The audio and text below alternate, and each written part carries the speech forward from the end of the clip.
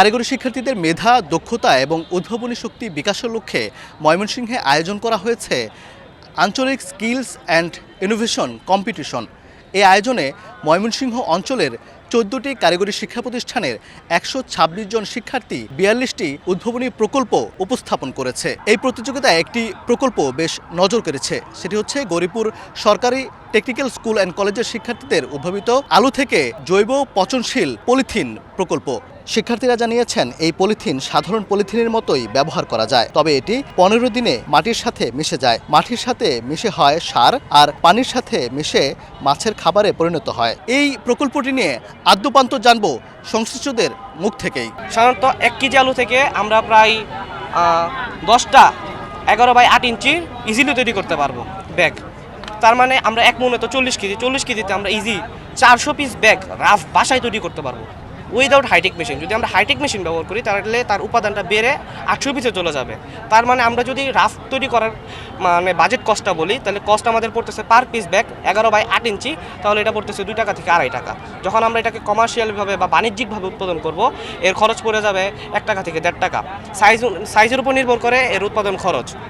আমাদের এই প্লাস্টিক ব্যাগগুলো 15 দিনের মধ্যে মাটিতে ফেলে দিই। 15 দিনের মধ্যে মাটিতে সুন্দরভাবে মিশে যাবে এবং আমরা 5 দিনের মধ্যে পানিতে মিশে যাবে। মাটির জন্য হবে জৈব সার এবং আমরা যদি পুকুরে ফেলি মাছের জন্য হবে খাবার। এগুলোর ওজন ক্ষমতাও ভালো। আমরা যদি চেক করি ওজন ক্ষমতাটা, তাহলে 1 কেজি একটা পাথর 11 বাই 8 ইঞ্চির ব্যাগ ইজিলি বহন করতে পারছে। এখন আমরা যদি যে আমাদের দেশে অতিরিক্ত অনেক আলু চাষ হয়, কিন্তু কৃষকরা তাদের আলু ন্যায্য দাম পায় না। কোল্ড স্টোরেজের ব্যবসায়ীরা সারা বছর তাদের স্টোরেজে আলু রেখে তারা বিক্রি করে। এর ফলে অনেক আলুই নষ্ট হয় সারা বছর স্টোর করার জন্য। আমরা যদি এখন তাদেরকে একটা সেকেন্ডারি টার্সিয়ারি প্রোডাক্ট দিতে পারি, যা আস্তে আস্তে টেকনোলজির দিকে অতিবাহিত হবে, তাহলে তারা সারা বছর অধিক লাভবান থাকবে এবং আলু চাষে তারা আরও উৎসাহিত হবে কৃষকরা।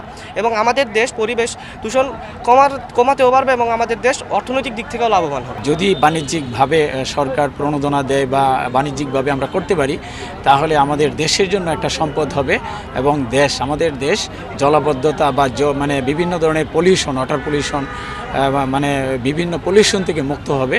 এবং আমরা আশা করছি যে এটা যদি প্রোডাক্টে আমরা যেতে পারি, তাহলে আমাদের ছেলেরা এগিয়ে যাবে এই ইনোভেশনের দিকে এবং এইটাকে দেখে হয়তো আমাদের দেশের ছেলেমেয়েরা আরও বেশি ইনোভেটিভ আইডিয়াতে মানে তারা জাগ্রত হবে।